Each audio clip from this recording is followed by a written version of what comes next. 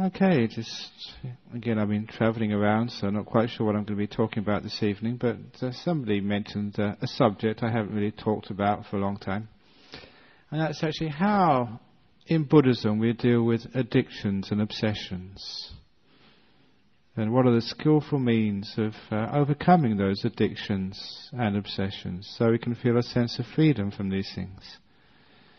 Because certainly that Buddhism is incredibly strong on its psychology in the way of making use of our mind, working with it, to training it, to free it from some of those obsessions, addictions, ways of dealing with the world which don't really cause much happiness for ourselves and others. And obsessions and addictions are one of those parts of the mind which can cause enormous problems and difficulties for people. So what are the skillful means of overcoming those addictions and obsessions? And it's not just addictions and obsessions, addictions to drink or obsessions with smoking, but it's also some of the other obsessions we have, some of the ways we speak to the people we love, some of the ways we act in our family or in our workplace, and even in some of the ways we think with our mind. These are all sometimes addictive, obsessive behavior, physical behavior, verbal behavior, or mental behavior, which can cause us so much suffering and cause so much pain to others. So it's worthwhile finding out about these things and knowing how to deal with them. So become a person who is internally at peace, happy with oneself, someone who doesn't have many problems inside, nor someone who creates problems for others.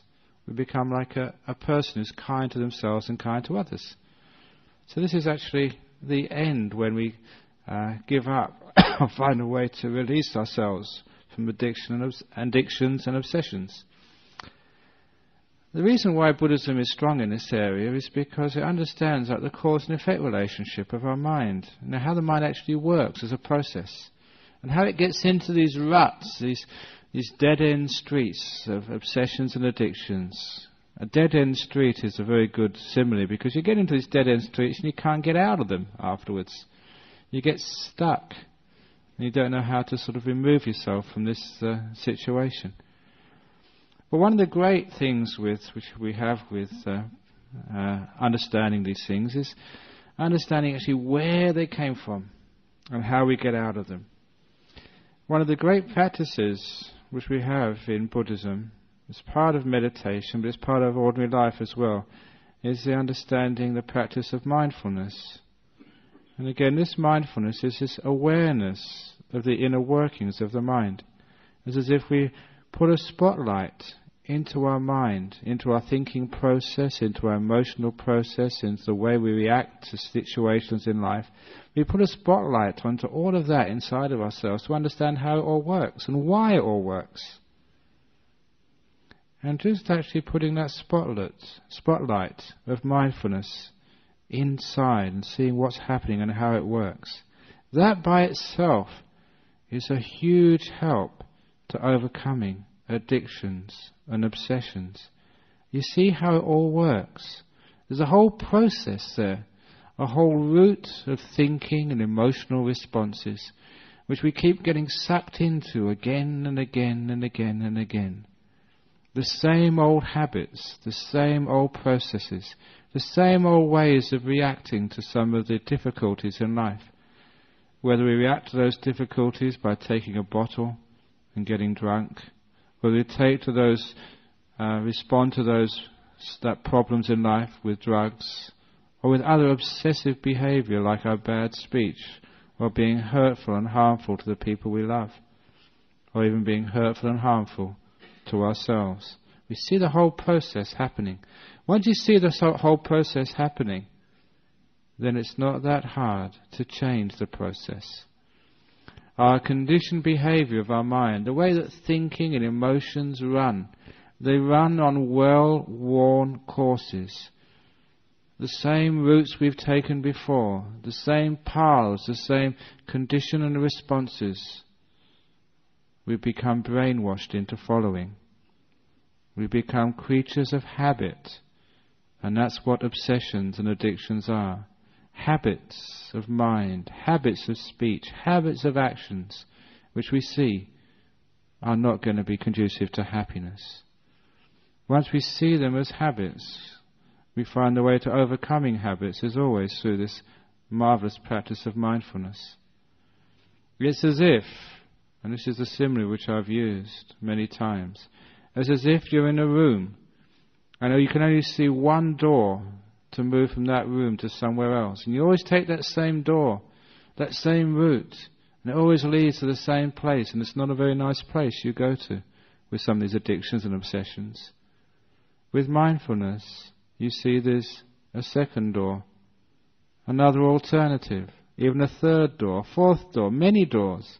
Mindfulness gives you more choice, more opportunities, different ways of dealing with the same thing. Mindfulness expands your options, gives you different ways of dealing with the same problem. You can see that in just little practices which you can do in daily life. As I keep telling people when they come in here, good exercises in mindfulness are doing things in a different way every time. When you come into this hall, people who come into this hall regularly sit in a different place, not in the same chair every week. You become creatures of habit. Don't even come through the same door into this hall. There are 3 doors into this hall. Now please don't look at me as being a hypocrite, because I've got no choice. I have to sit in this chair, and I have to come through that door. Although this evening I was thinking of not coming in it because it was locked. Thinking of going back to Singapore. But I've got no choice. But sometimes I like doing things differently, coming through different doors, just for the heck of it. I did that, I think, a few weeks ago. I remember just instead of coming through this door, coming through that door over there, and people were really surprised. What's Ajahn Brahm doing coming from that door over there? What it does, actually, when you do things differently, it wakes you up. It gives you more energy. It gives you more life. If you become a creature of habit, you die slowly. Your mindfulness goes. Those people who get into routines, eventually their mind dies. It's called Alzheimer's disease. That's one of the reasons, I reckon, why people lose their mind, because they just keep doing things the same old way. Watching the same old movies on the TV, the same old soap operas, going to the same Buddhist society every Friday night. Live on the wild side, do things differently. When I teach in meditation retreats, it's great talking about sort of mindfulness. And you start doing things a slightly different way. And you understand, these are just examples. Well, sometimes I just didn't actually get onto the breath meditation because I ran out of time. I started a bit late, I'm sorry about that. But when we do breath meditation, one of the techniques which I found very effective on getting people interested in the breath is actually breathing backwards. You know how to breathe backwards? Breathing backwards means you breathe out first, then you breathe in.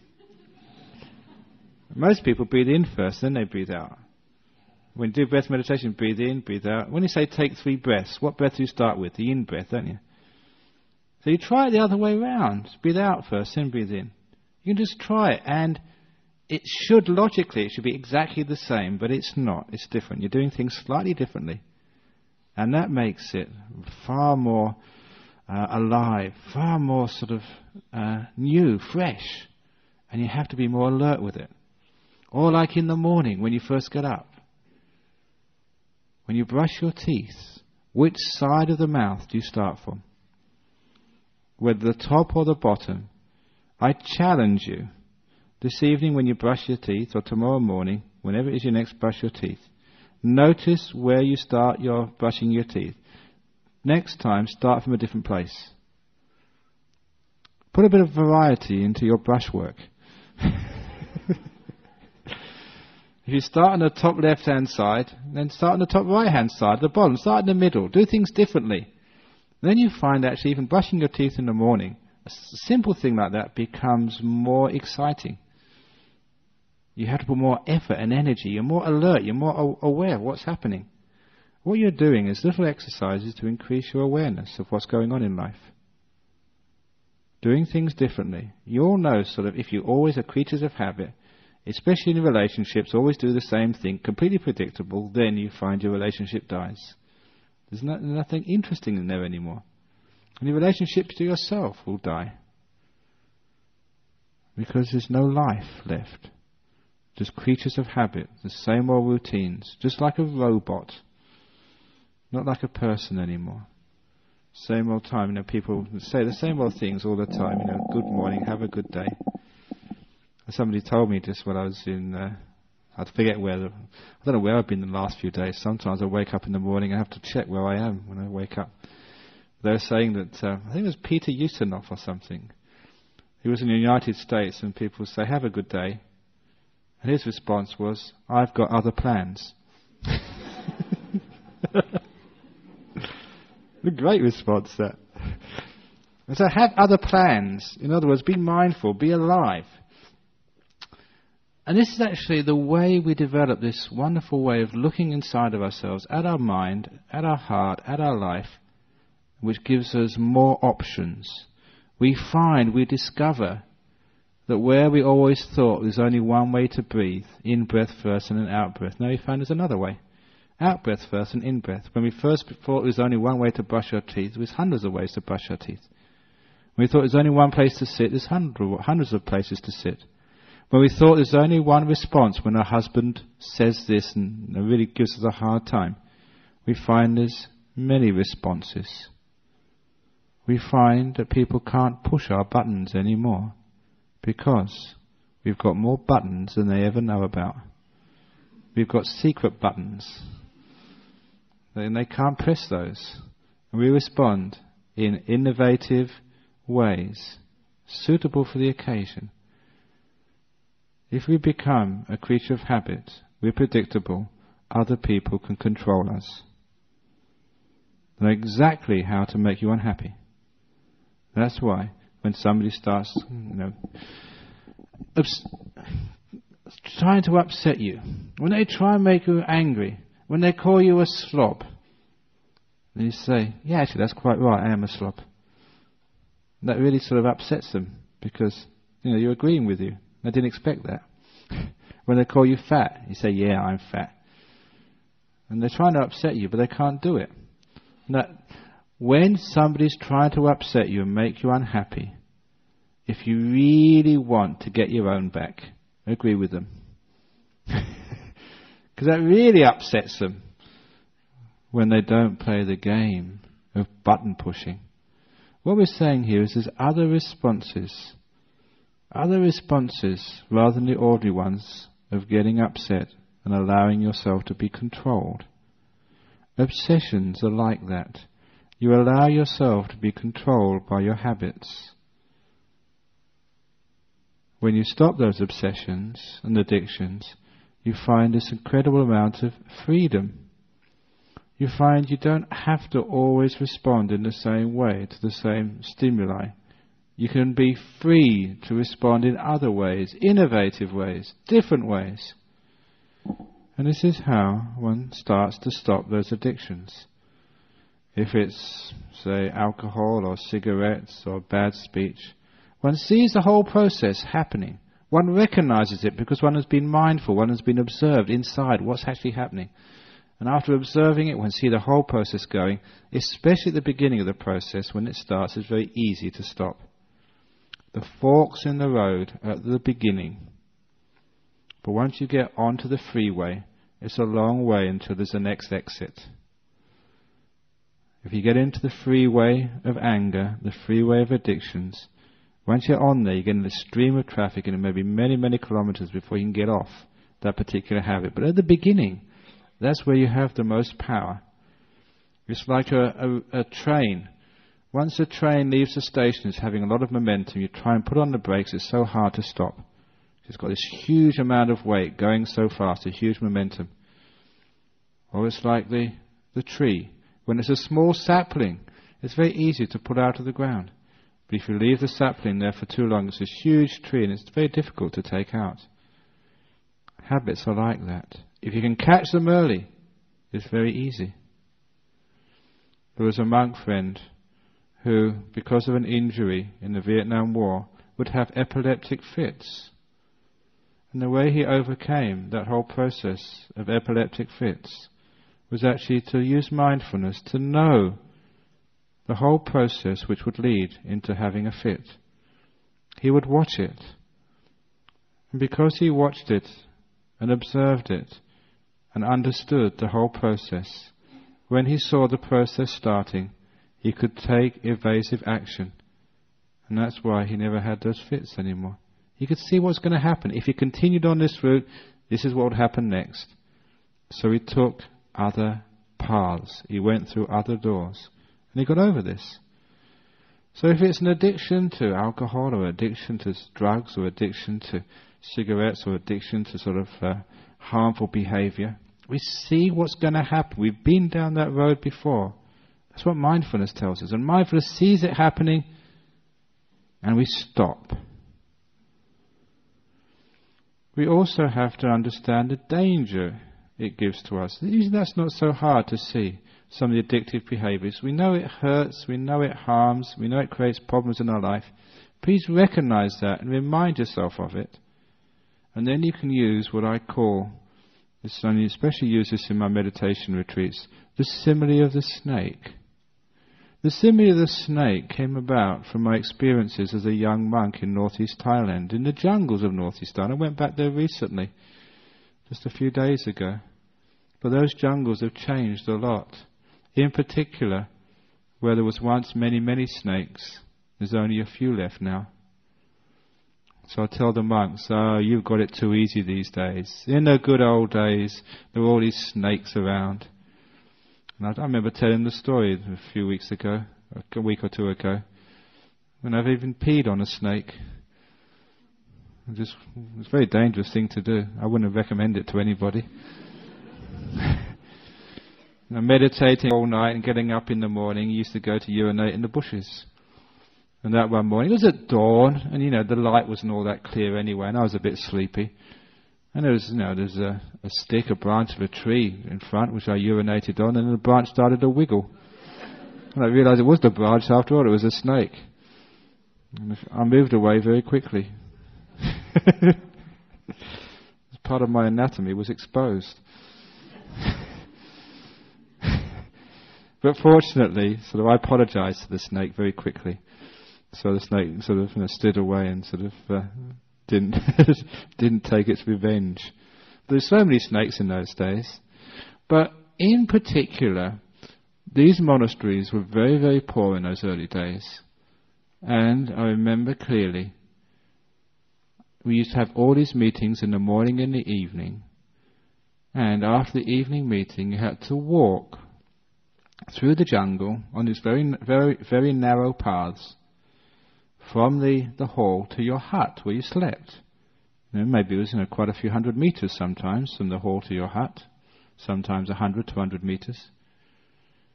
And obviously you tried to use flashlights, but it was so poor that many times we had the flashlights but no batteries. I remember actually going to see my teacher, Ajahn, I'd run out of flashlight batteries. Can I have some batteries? He said, I'm sorry, you can't, we've got none. There's none here. So I had to walk back from the hall to the place where I was sleeping without a flashlight. And in those jungles, even the starlight, there's too many trees, so you can't actually get any light coming into the jungle. It's really, really dark. And you knew there were snakes about, hundreds of them. And as I was first told when I went to Thailand, they told me there were 100 species of snake in Thailand. 99 are venomous, and the other one strangles you to death. In other words, they're all dangerous. Thank you very much. So I had to walk back, knowing there were snakes around, and knowing those snakes were very dangerous. And the nearest hospital was a long way away. There was no phone. If you got bitten, you were in big trouble. So I used the simile of the snake. Because I knew they were a danger, because I knew there were many of them around, and they were lying on the path, it meant that I was always on the lookout for them. I wasn't sort of mindless. There was a danger there. I had to get from the hall to my hut. I was looking out for them. My mindfulness was very strong, and they were focused on the danger which lay on the path. Because I knew there was a danger, and I was focused on that danger, and I was alert, awake, mindful of it, I never got bitten. Sometimes you see a snake there. You'd either jump off over it, or you sort of go around it if you could, or you take another path. Because I was on the lookout, and I knew it was a danger, I always managed to avoid it. It's called my simile of the snake. If an obsession, an addiction, is a danger to you, whether it's alcohol or anger or depression or whatever, if you identify that as a danger and you know it's on the path in front of you in your life, know it's a danger and be on the lookout for it. If you're on the lookout for it, you're aware it's out there, and you're mindful, you're careful, you're alert, you find you can always step over these things. You can go another path. You can jump over them, and they never catch you. So if it's alcohol, you can see it coming. You know, alcohol, if you take that one glass, you have to take the second, and the third, and the fourth. And some person said that if you just take one glass of alcohol, that's okay, it doesn't really matter, does it? That's what people ask me over here. One glass of alcohol is okay, isn't it? And somebody compared it to like a fire. Big fires or small fires, they all burn. So even if you hold a match to your finger, it still burns and hurts. Even a small glass of alcohol takes away your mindfulness, your alertness. You're not as sharp as you were before. And because you're not as sharp as you were before, you can take that second glass of alcohol. As the old saying goes, sort of alcohol makes you crazy. Alcohol can make you angry. Alcohol can make you actually shout at your wife. Alcohol can make you crazy at your wife. Alcohol can make you want to shoot your wife. And alcohol makes you miss. That's an old Australian joke. That's the dangers of alcohol makes you miss. What we're actually saying over that's not a good Buddhist story, I must admit, but it lightens up the evening. But these are dangers. You see it as a danger. If you see it as a danger, you can actually see it happening. You want to look out for it. Look, this is a danger to me. I want to overcome this. If I see the craving coming up, I'm moving towards this, I'm going to take evasive action quickly. And the mindfulness gives you the other opportunities. Same like anger. You know, it's terrible. It's rotten to, when you're angry at your loved ones. You've got to live with them. You're stuck with them. And if you get angry at your mum or your dad, or angry at your children, angry at your husband and wife, we all feel terrible about it afterwards. Like, why did I do that? Why do I have to keep on relating to my loved ones like this? Why can't I be at peace with the people in my house? And you realise that creates so much suffering in your life. And so you start seeing when anger is about to come up, or these bad ways of speaking start to arise. You see the whole process coming, and something comes out and says, this is a snake, this is a danger. I don't want to be like this. I don't want my family to be like this. If I'm bickering with my husband, bickering with my wife, what are my kids going to do? They're just going to see that as a normal way of living life, and they're going to bicker and moan about their partners when they get married. And we just have this terrible, terrible way of living our lives. We don't bicker at our monastery and start talking rotten things about each other and putting each other down at my monastery. When we speak kind words. We train ourselves to speak kind words. We train ourselves with this snake simile. If that is your nature and you start to see this coming up, you recognize it, it's a snake, you make sure you never step on that. You jump over it, take evasive action, do another thing, do another way. So one of the ways of escaping from addictive behavior is remove yourself. Go away from the bottle. Go away from the cigarettes. Don't have them in your room. Move yourself away from the irritation. Instead of shouting at your wife, just go to your room. Or even better, come to the Buddhist center. Come to the temple. There's actually one thing which I always remember. This man came to our monastery in Thailand many years ago when I was there. And he just came up to me and asked, can I stay at the monastery for a few days? We had lots of accommodation at our monastery in Thailand in those days. He said, yeah, sure, you can come. Have you come to learn some Buddhism? He said, no. Have you come to learn some meditation? He said, no. So what have you come here for? He said, because I've had an argument with my wife. What a wonderful thing to do. Instead of sort of going down the pub, instead of going out with his mates, instead of going out to kill himself or something, he came to the monastery.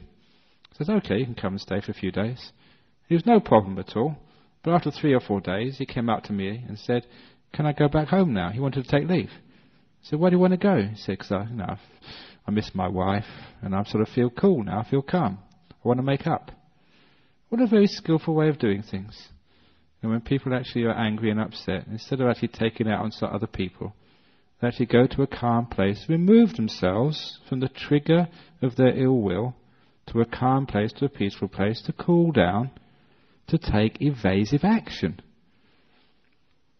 So if you've got friends who get you into bad trouble, if you are in with a bad lot, and this is not a bad lot here, when you come to the temple, don't think, if people say you come to a bad lot, this is a good lot in this temple. So you come to a good place, it gives you good energy, you feel good about yourselves, and you're removing yourself from the problem. That's one of the things to do, remove yourself from those things which trigger your addictions, your obsessions, and those bad ways of doing things. And then, once you've removed yourself, you find it's a great way of overcoming those things. Once you've removed yourself from the problem, then actually you can contemplate it much better. There's an old saying in Chinese culture, say, to love the tiger, but at a distance. To love the tiger, but at a distance. So it means, what that means is, you can't go loving a tiger by patting him on the head or tickling him under the chin. They're going to bite your hand off. What you can do is, when you're away from this, the danger, then you can contemplate it, then you can love it, you can change your attitude towards it. Sometimes it's very difficult. When there's somebody who's always, again, pushing our buttons, making us angry, making us upset, giving us a difficult time, it's so hard actually to understand what's going on when you're too close to it. Removing yourself from the problem gives you more options. You can see things in a different way. You can love the tiger at a distance. When they're close to them, all you have is fear. You have these obsessive reactions. In Buddhism, I usually use the simile of the hand to understand this. A hand, our problem, our addiction, the stimulus which creates these negative responses is like a hand which we're holding too close to ourselves. Like my hand now, you can all see, it's so close to me, I can't see any of you. I can't see any light, any goodness. All I can see is my hand. The reason is it's too close to my eyes. Just for the tape here, I'm just actually holding it right above my nose, covering my eyes. I can't see anybody. It's not the hand's problem. The problem is it's in the wrong place. I should put it out to where it should be, at the end of my arm. Then I can see my hand, but I can also see all of you as well. I've got mindfulness, a bigger picture. So often with obsessions, we have a stimulus. Say, somebody, maybe your wife has left you, or maybe your father has died, or your child's got into big trouble. And that's all one sees in one's life, just this big problem. And we react in an inappropriate way. If it's like somebody who's died, we act in grief as if it's the only person who counts in this world. They've died. The only people who die is the one you love. You can't see the bigger picture. You can't see anything else in life except this huge problem which you're holding right in front of you. With a grief, you take that problem, you put it out here. Yeah, they died, but what else is going on in the world? What else happens in life? Who else have you got who love you, who you care for, who care for you as well, your other responsibilities? You put the problem where it belongs. You remove yourself from the problem. It's loving the tiger out of the distance, seeing the hand, but at the end of the arm, rather than holding it right in front of you. So you lost your job. So you've got cancer. There's more to it. If you hold the cancer right up to your hand, it's the biggest thing in the whole world. You can't see anything else. and you're in big trouble. You put it out here, you've got cancer, but it's only in part of your body, the rest of your body's healthy. Well, it's only part of the life, it won't last forever. There's other people who do this and get cancer and they get better again afterwards. Some die. But if you die again, so what? You get reborn again. You get another body next time. Maybe a better one next time. Who knows? Maybe this old one is getting old now anyway, getting ugly when you get old. Maybe it's time for a change of model. When you hold it out on the hand over here, what is death? It's only a part of life. It's no big thing. When you get disappointed because things go wrong, so what? There's other things that have gone right in your life. Somebody dies, somebody gets born. It's happening all the time. So when you put it out here, you get distance from the problem. When you get distance from the problem, you find you can react in all sorts of different ways. You're not always reacting in the same way. You've got mindfulness, you've got more options, because you're seeing the bigger picture of things. So that's why that person, if they were stayed with their wife, when this man who went to our monastery years ago, if they stayed with their wife all the time, they'd be just too close to the problem. And they'd be reacting in the same way again and again and again. So they just put themselves a little distance apart, just for a few minutes, a few hours or whatever, and see the big picture. When they see the big picture, they've got more ways of responding, rather than always responding in the obsessive reactive ways, which we call addictions. Remove yourself gives you more wisdom and gives you more ways of dealing with things. Also, when I say love the tiger at a distance, it's also this idea of love and kindness is also crucial to overcoming addictions. Because a lot of addictions and obsessions are like a self-hurt. And we take alcohol, we know it's hurting us, we keep on doing it. Why? We say these terrible things to each other. We know it hurts us to say these things. We keep on doing it. We push ourselves. We deny ourselves happiness and freedom and peace. Why? We have the pain of losing a loved one. Why is it we sort of keep that grief here? It's very clear to me as a Buddhist, as a meditator, to know that so many people are afraid of happiness. They just don't want to be happy. They don't want to be free of the problem. They don't want to be free of the addiction. You know why? It's because they don't love themselves. They don't really care enough about themselves. Something they did in the past, some guilt, some mistake, they keep right there in their hearts. I don't deserve to be happy for what I've done. Basically is the cause of those addictions. Most addictions, most harmful and hurtful behavior start from this deep-seated guilt inside of themselves. The idea that I need to be punished, that I don't deserve happiness, I don't deserve to be free. Which is why loving kindness becomes the next method of overcoming addictions. To start with that, we have to not feel guilty, not feel upset, not to have this terrible feeling of having to punish oneself because of the addictions. I'm an alcoholic, therefore I'm bad, therefore I don't feel good about myself, therefore I have to take more alcohol. I don't feel happy myself because of something I've done. I feel upset, therefore I have to make other people unhappy through anger and ill will, which makes me feel even more unhappy. We keep these cycles of unhappiness. I am unhappy, therefore I feel guilty, therefore I want to punish myself, therefore I want to be more unhappy. These cycles of self-hurt. They keep on saying in the Western world that the lack of self-esteem, the lack of inner happiness is one of the biggest mental problems of human beings. I don't have a lack of self-esteem. I'm quite at peace with myself. I don't think of myself as a great person, as a medium person, as a small person. This is what in Buddhism we call conceit. There's 3 conceits in Buddhism. I am better than other people. I am the same as other people. And I am worse than other people. It's interesting that third part is also a conceit. I am worse than others. In Buddhism, we don't even measure ourselves against others. We've stopped that measuring comparing ourselves to others. So being better or being worse or being the same just doesn't even come up. This actually frees ourselves from judging ourselves against others, which again is the root of guilt. Other people are okay, but not me. So when actually we overcome this sense of guilt, we overcome it with a sense of like loving kindness, which is a great way of overcoming addictions. You find if you're giving a bit of kindness, you're giving a bit of love, and you give that bit of kindness and love to yourself, you find that addictions and obsessions are very easy to overcome. Which is why the meaning of love, as you've all heard me say many times, is to say to yourself, the door of my heart is open to me no matter what I'm doing, no matter who I am.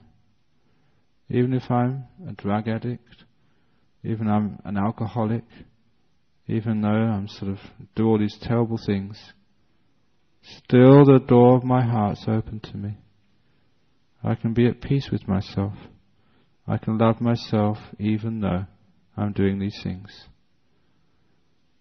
When you do this, you're actually undermining the cause of self-hurt and self-harm. You're starting the rehabilitation process. You're rehabilitating yourself, allowing yourself to be, accepting yourself for who you are, being at peace with yourself. This type of Buddhist love we call metta, loving kindness, is just so important that we keep repeating it again and again in so many different disguises. Loving kindness, the door of my heart is always open to you, is called also letting go. You're letting things be as they are rather than trying to change them. It's called contentment. In particular, it's called love. You're making peace with yourself. When you make peace with yourself, with all of your faults, if you try and make yourself perfect before you love yourself, I'm going to give up my addictions, give up all my old bad habits, give up all the bad speech, give up all the terrible things, then I can love myself. You'll find you'll never make it. If you try and be perfect before you're at peace, you will die before you're at peace. What we have, the way of peace, is learning how to be at peace in the middle of imperfection. To be able to love someone even though they're not perfect. To be able to love someone even though they're far from perfect. To love someone even though they may be even bad. Because that love is what heals the badness and stops it. There's many, many stories in the world when someone has received some kindness, some affection, some love, some acceptance, and all their destructive behaviour towards themselves and others stops. Stops right there. There are many stories of people who have done some terrible crimes, and someone has come along and accepted them as a human being for who they are. And they've taken that person as a brother, as a father, as a mother, and would never do anything to harm anyone ever again. It's the power of kindness and love. And that power of kindness and love is actually how we overcome those addictions. Instead of hating ourselves for our addictions, for our obsessions, for our bad behaviour, we get to this amazing leap of courage, this leap of faith, doing things in a completely different way, finding a door where there shouldn't be a door, and saying, in spite of all my alcoholism, in spite of all my addictions, in spite of all of this, the door of my heart is open to me. When you become at peace with yourself, when that love goes to yourself, when that forgiveness goes to yourself, when there's no reason to harm and punish yourself anymore, you find it so easy to give up those addictions. The reason for self-harm is taken away. The reason for punishment has been overcome. The path to freedom is open to you. Addictions and obsessions, hurtful behaviour, is like being in a prison. You know you can open that door at any time. No one else puts you in a prison, only yourself. No one else punishes you, only yourself. Because you know that you are the owner of your karma, as they say in Buddhism. You're punishing yourself. You're imprisoning yourself, no one else. It means you can also free yourself. Let yourself go. Let it be. Be at peace. To love the tiger, even though the tiger can be very wild. You can tame the tiger through kindness. That tiger inside of you, the heart, the hurt, the critical mind, the fault-finding mind, you can tame that. When it's tamed through loving kindness, the door of my heart's opened. You find that those addictions are so easy to let go of. Because the root cause of them, the self-hurt, and wanting to hurt other people, is gone. You can give up. You can give up the alcohol, give up the drugs, give up the hurtful behavior. It's easy to do. People are only angry at others because they don't love themselves. They're not at peace with themselves. I've seen this so often in the great monks and nuns I've known. They just can't get angry at other people, no matter what other people do or say about them. Why? It's because they're at peace with themselves. If you love yourself, you're at peace with yourself, you accept yourself, you find you can be so accepting of other people, so at peace, and destructive behavior disappears. So those of you who have addictions and obsessions, check that one out, whether you're not running on ill will or negativity. When that's overcome, you give yourself love and kindness, saying to yourself, again and again and again, until you understand what the meaning of those words are, the door of my heart's open to me, no matter who I am, no matter what I've done. My love still goes unconditionally to myself. Then you know, if you can know how to love yourself, you know how to love others. And your hurtful and harmful behavior stops right there. And the wonderful thing is that when you start stopping one hurtful and obsessive behavior, you find you start to feel this immense power and freedom. I remember the time when I gave up alcohol as a student. After giving up that alcohol, I felt this surge of energy for about a whole week. I was getting in charge of my life. I realized I could do these things. If I saw something that was not really helpful for me, I could actually let it go and stop it.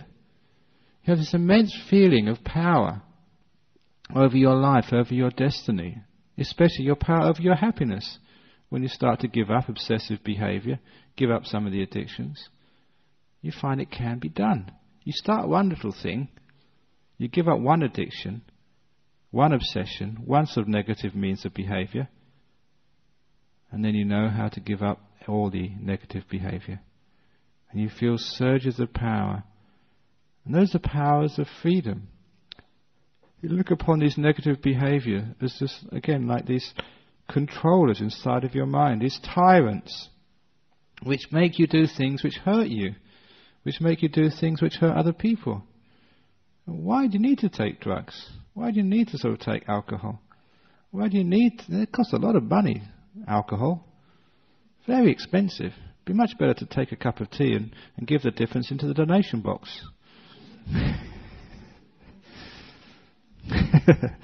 I know it's not good for the economy, but it's good for the Buddhist Society's economy. So why do we do these things? And we realize we don't have to do these things. When we don't do these things, life is so much freer. When you don't have to have alcohol, you don't have to have drugs, when you don't have to watch these stupid soap operas.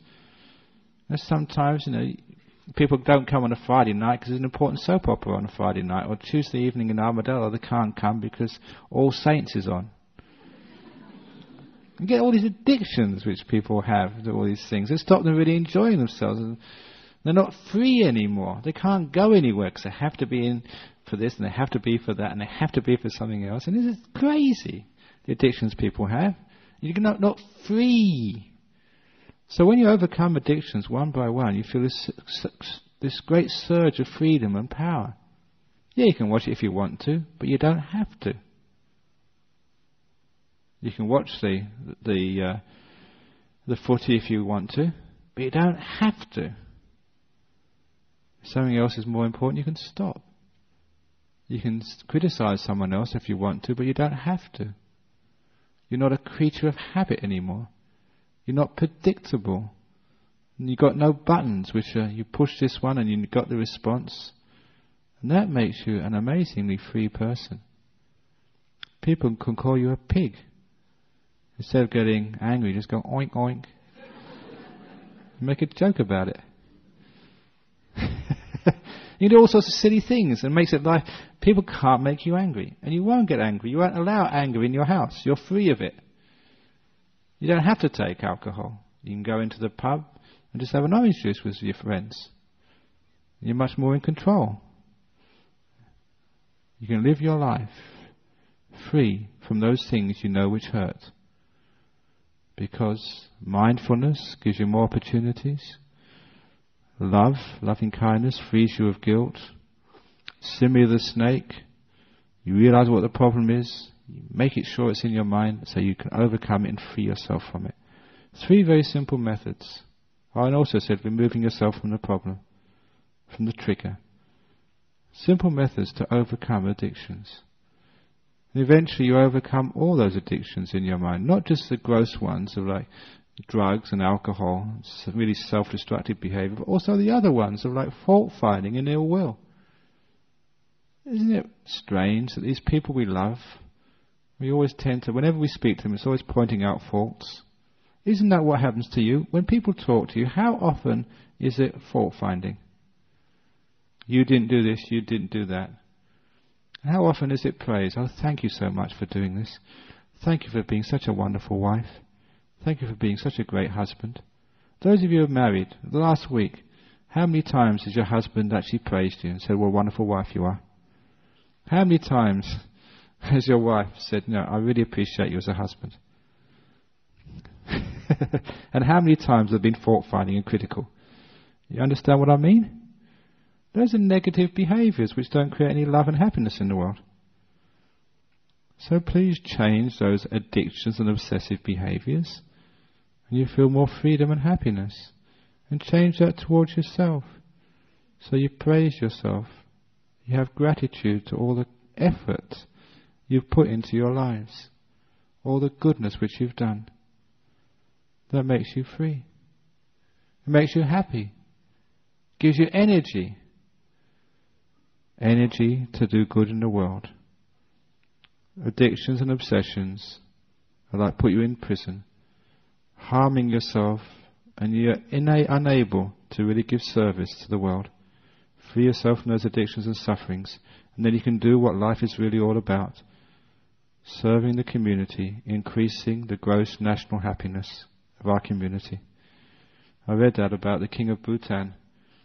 He's got this program, because it's a poor country. They don't want it. It was the last country in the world which had televisions, Bhutan.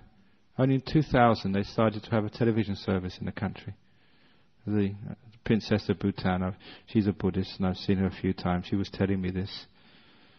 And the king, her brother, has got this new program now. Instead of the gross national product, which is what Western countries find is important, the Buddhist king of Bhutan has got this program, the gross national happiness.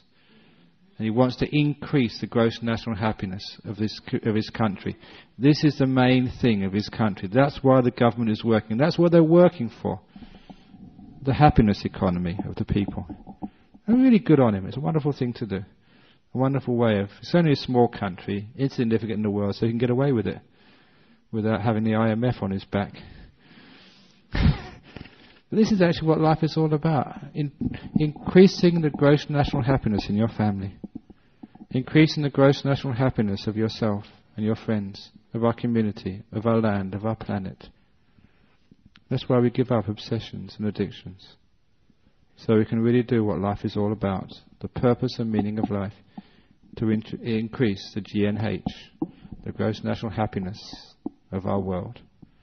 So those are little ways of overcoming obsessions and addictions in your life, and the reason why we do these things, and also pointing out what life is all about. So there you are. It's really easy to do. No problem at all. So just do it. Okay. So, on that note, just do it. I mentioned this talk this evening is sponsored once again by Nike. Just do it. Just do it.